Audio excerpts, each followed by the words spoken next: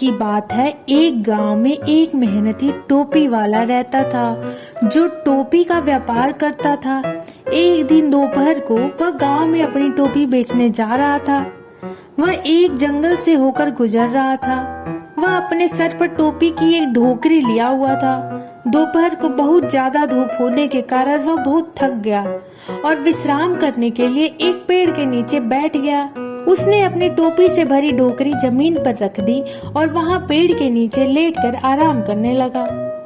थोड़ी ही देर में व्यापारी को नींद आ गई और व्यापारी को जैसे ही नींद आई, उसे सोता हुआ देखकर वे सारे बंदर एक एक करके टोपियां चुराकर पेड़ पर चढ़ गए। टोपियां चुराकर सभी बंदर सोच में पड़ गए कि अब इसका क्या करें। तभी उन्होंने देखा कि व्यापारी ने टोपी अपने सर पर पहन रखा था।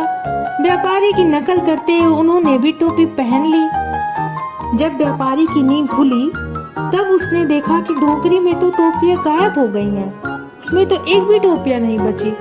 फिर वह टोपी ढूंढने लगा।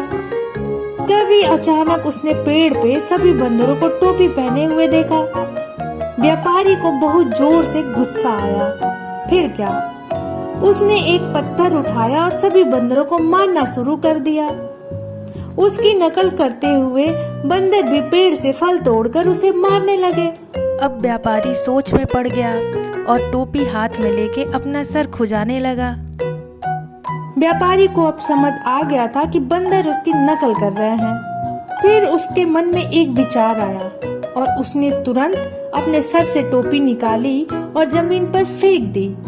फिर बंदरों ने भी उसकी नकल करते हुए अपनी टोपी निकालकर जमीन पर फेंक दी। अब व्यापारी को उसकी सारी टोपियां वापस मिल गई।